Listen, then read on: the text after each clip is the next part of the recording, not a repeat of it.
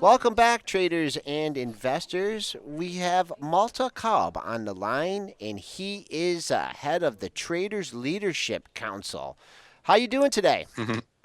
I'm doing very well, Joel. Thank you very much for having me on. How are you? We're doing good on this Friday morning. A little bit turbulent markets, but that's what we Indeed. like. That's what we like. So, could you just give us a little bit about your education and your background in the markets?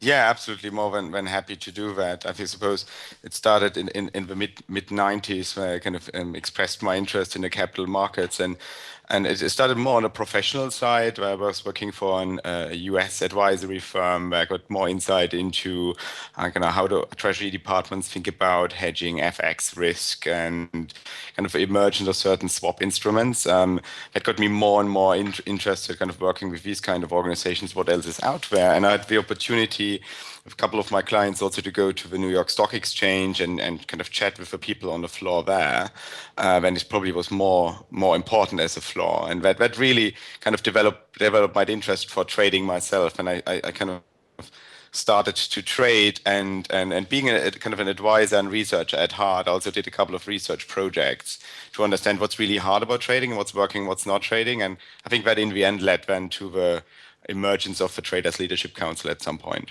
Okay, so did you create that, or were you brought into it? How did you end up at the Traders Yeah, Leadership Council? I'm the founder of the Traders Leadership Council. That's correct. And kind of the background to that is I wrote a research study because at some point I felt, especially driven by Twitter, you have so much access to traders around the globe, right? And I saw a great opportunity to ask them what do they find particularly hard about trading. And once I've identified the three most prominent challenges, I then asked the second question, so what do you do about that? And really that study was the starting point for the Traders Leadership Council a couple of 4 years ago. And we've gone very strong and added a lot of facilitators and instructors since then, and interact with thousands of traders over the last couple of years. I mean, is it something that has like an annual meeting, or do you do things online? How often does the council get together? Yeah, great question. I suppose what I realized in the beginning is that the broker community, they have quite decently sized marketing budgets out there, and I felt, no, why have everybody pay for something if you can get the broker to pay for something?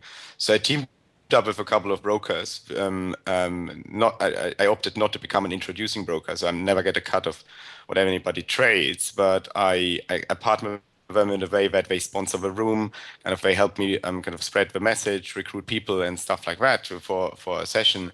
And that for the last 4 years has always ensured that any session that we've created has been absolutely free. And what we've done, just to give you a couple of examples, we've done a roadshow in Germany and Austria, where we went to Vienna, Munich, all the way up to Hamburg, booked a five-star hotel, a large meeting room, and we discussed permanent trading challenges like trading psychology, automated trading with the traders.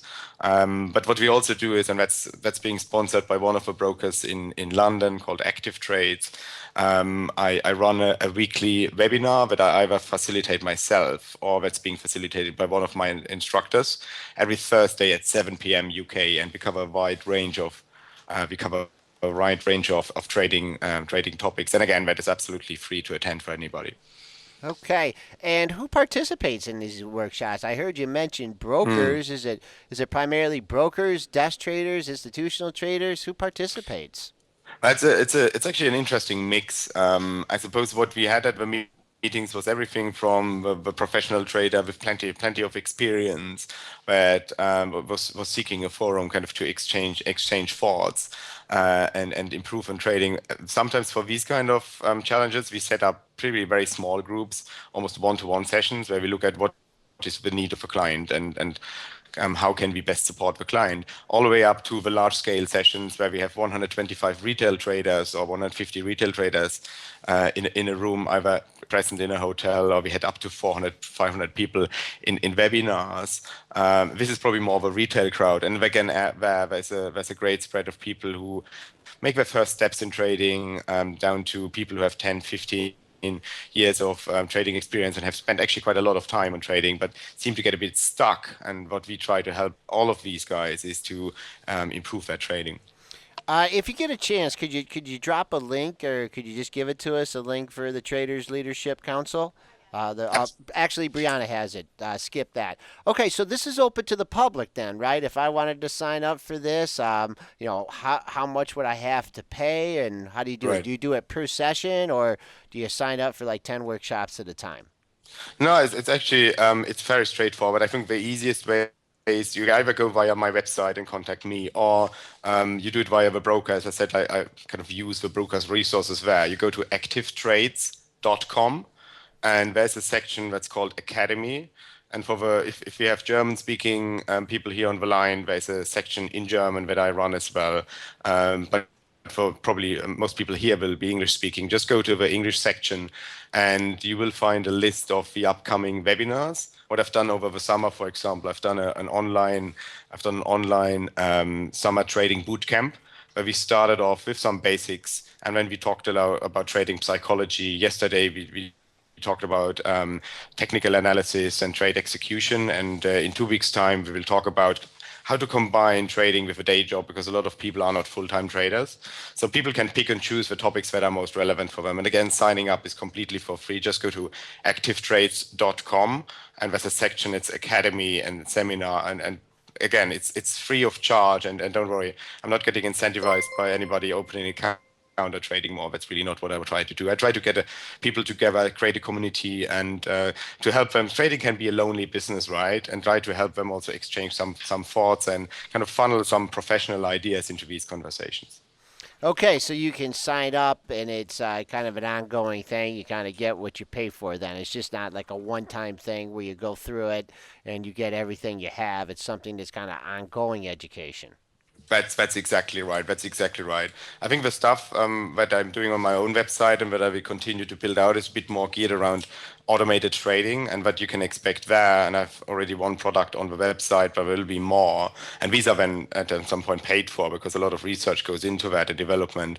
These will be then expert advisors, trading codes that you can use to model your own trading strategy and implement that into the MetaTrader platform, which seems to be very popular with lots of traders around the globe. So I want to help traders knowing that trading psychology and trading execution is typically a big challenge, and automated trading can be part of the answer. I want them to kind of demystify that topic, enable them to create their own trading strategies and to automate them in a way that way they're not worried about sitting in front of a computer or making mistakes when they execute their trades. So traders can expect more on that front on my tradersleadershipcouncil.com website in the future. Okay, and are you the only instructor? I'm not. I have a couple of guys. I think you had Dirk Frijeski on recently. Mm-hmm. So Dirk is somebody who's working with me in the German market in particular. So he's also going to seminars, trade fairs. We run webinars together. It's actually the next week the webinar Dirk will facilitate, and I think he will talk about commodities and indices. In Britain, for example, I also have another guy, he's from Ireland, Paul Wallace, professional trader with more than 18 years of experience, ex Royal Air Force guy, fantastic guy. And I have other guys like in Manchester. I have one gentleman who has a PhD in finance and is a great facilitator and also coach. So I've built a network of facilitators that I've identified and approached over the years that are working with me on this initiative. Okay, and getting into the harder thing here, Yeah, what sure. is the most common mistake new traders make? I could typically what I would do is I would ask you back, what do you think? But given that we don't have that much time, let me share with you what the research has shown. So I've done interviews with professional traders only, more than 50 interviews, and by now I've surveyed probably well above 1,000 kind of retail traders or non-professional traders, and the data is very conclusive. So more than 70%, in fact 74%, mentioned that the emotions in trading seem to be most challenging. So even for the most professional guys who have access to the most professional systems, the emotions seem to be the number one challenge again. Number two was systems. traders felt that they don't have the right systems in place and they need to improve there. And the third one, I think that's also one that is related to trading psychology. This is on trading execution. So you have a great system and you kind of get your emotion control, but there's always a problem still in executing the system properly. These are the three main challenges that got mentioned by the traders. And are you teaching just, is it for stocks? Is it for options? Is it for futures? Do you cover the whole gambit, or what do you tend to focus on? I mean, that's a great question. So my expertise is definitely in forex. So I recently started to add more on indices and selected stocks where we have sufficient volume. But my area of expertise is definitely in FX. I haven't added options or anything else to that to that portfolio so far. However, many of let's say more high level generic challenges around emotions and trading execution and stuff like that.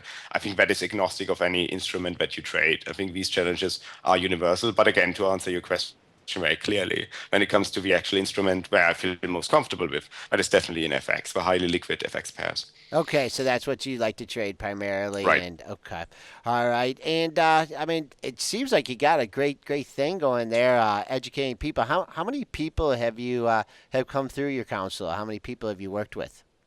Well, that's a good point. I've recently thought about that number because sometimes it's a bit hard to estimate, especially if you add kind of the ones that you see at the trading fairs, but well in the thousands over the last years, well in the thousands for sure.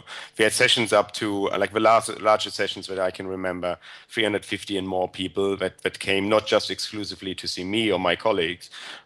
But kind of a part of a bigger engagement. Or we also had smaller groups here in a five-star hotel in London, in the Westbury Hotel, where we only had a group of 20. We had TV coverage there and stuff like that. So it can come in all sorts of sizes. But when I add it up, it's probably well in the thousands. Okay, and you mentioned that you were a system trader, stuff that you designed. Do you have like different systems for stocks and forex and Mm. the futures, or do you have one specific system that's based on technicals that you kind of apply to anything? Right, right. So just to give you a quick overview of what I'm looking at, and I try to be as specific as possible.